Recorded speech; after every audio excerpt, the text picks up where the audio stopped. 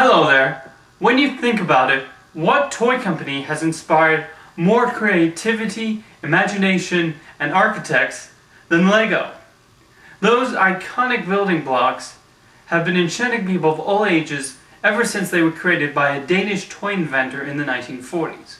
Ole Kirk Christensen started creating small pieces of furniture and soon started making small interlocking blocks that could be used to make houses and other creative objects. The most basic Lego sets are those for Legoland Town, where you have your standard buildings, vehicles, and people. From there, Lego then started adding more themes and varieties like pirates, natives, adventurers, science fiction, and others. And, well, if you excuse me for a second, I'm gonna go build something.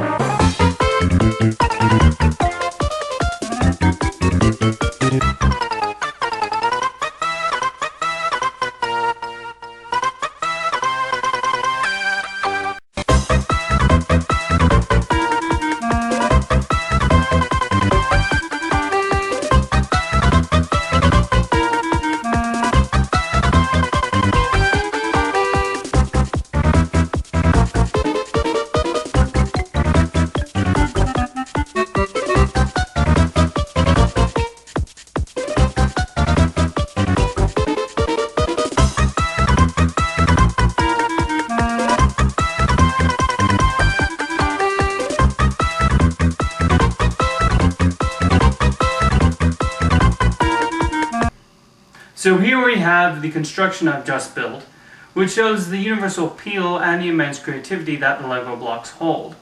You can use instructions if you like, but they're not a necessity for getting the full Lego experience, which everybody can take part in, over the age of 6 anyway. The Legoland gas station, you build it for action. You can raise a car up on the lift and check the underside, or fill her up, close the hood, and pretend to take a ride. What can you do with the Public Works Center? You can build a crane and watch it drop some bricks into a bin, or lift the door, roll out the truck, and let the bricks fall in. The action's up to you. The Legoland Public Works Center from the Legoland Town Collection. Legoland gas station sold separately from Lego Systems.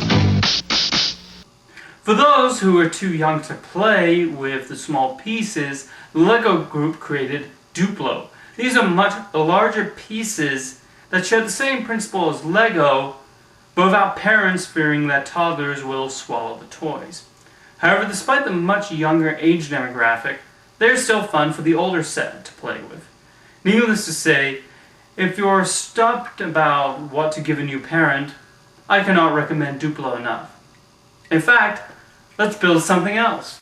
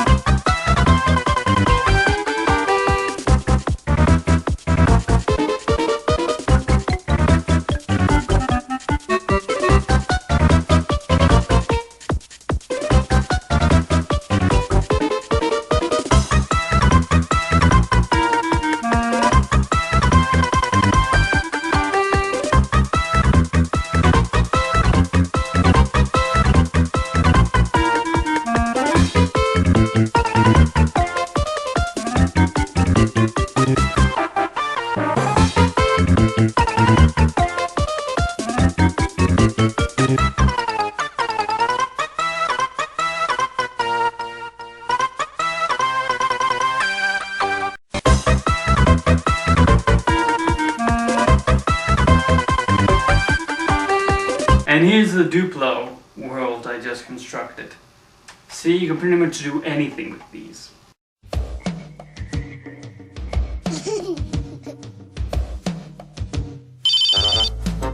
New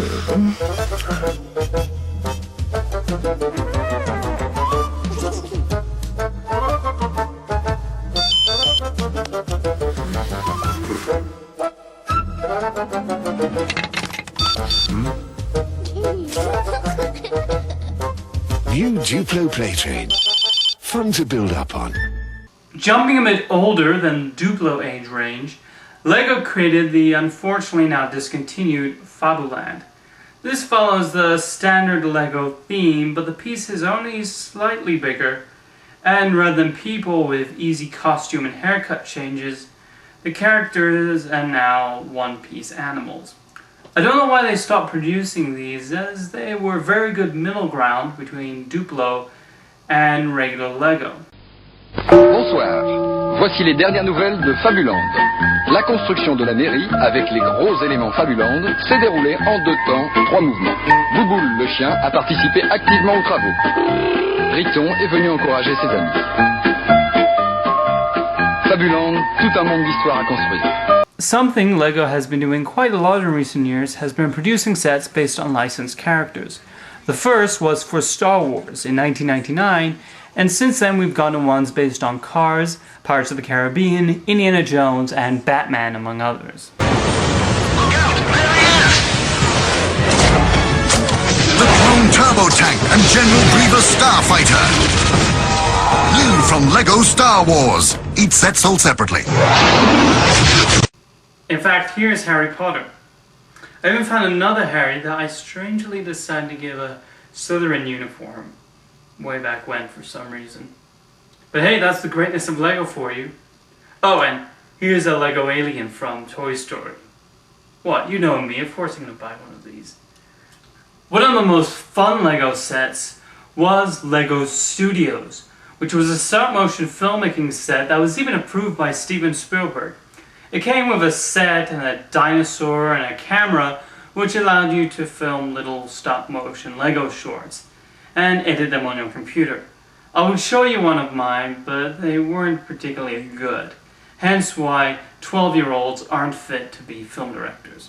Since the release of Lego Studios, these stop-motion films have appeared a lot online for our enjoyment, with a good number of them looking incredibly professional, especially this infamous take on Monty Python and the Holy Grail. Many times we give and rhyme for our bouncing able. We're operatic and we sing from the diaphragm.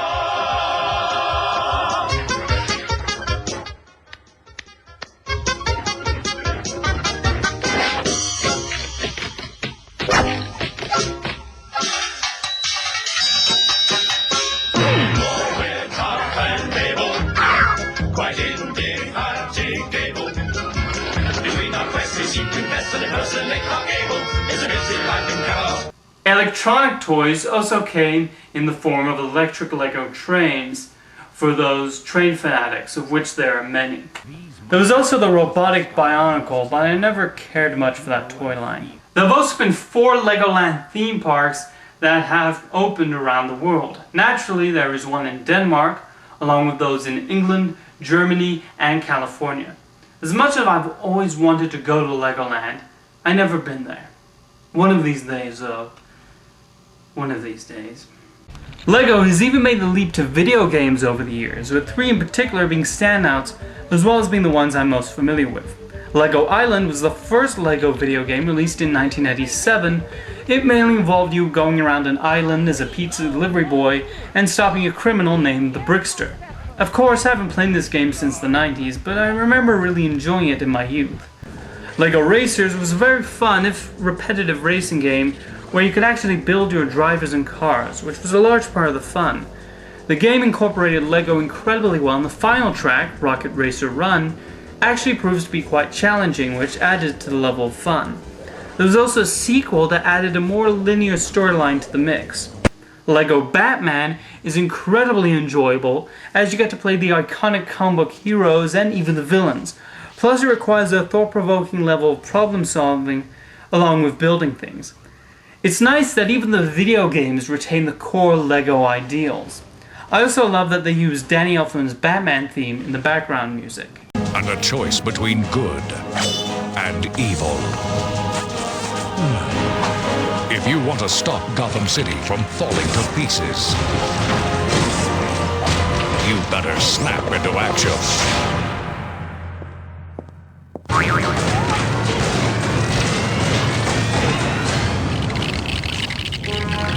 Lego Batman, a video game. Meanwhile, it was recently announced that a feature film based on Lego is being produced, and at first glance, it sounds like an idea about as silly as putting aliens in an adaptation of Battleship. However, the people behind it are Phil Lord and Christopher Miller, who previously directed Cloudy with Chance of Meatballs. Considering the immense creativity that one had, I'm highly looking forward to it. Not to mention that the Lego Group is very protective of their brand name and try to make any Lego product as high quality as possible.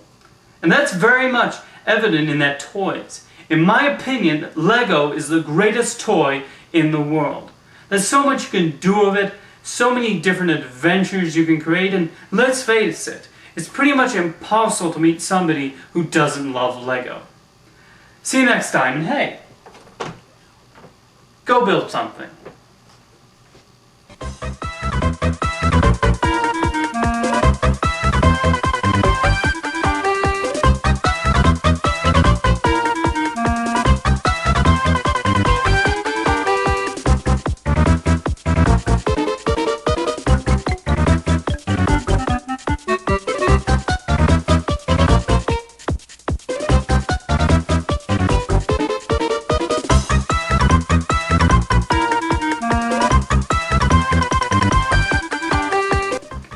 So here we have the construction I just built, which shows the universal appeal and the immense creativity of the Lego block. Okay. So here we have the So here we have the construction I've just built, which shows the immense appeal. Okay.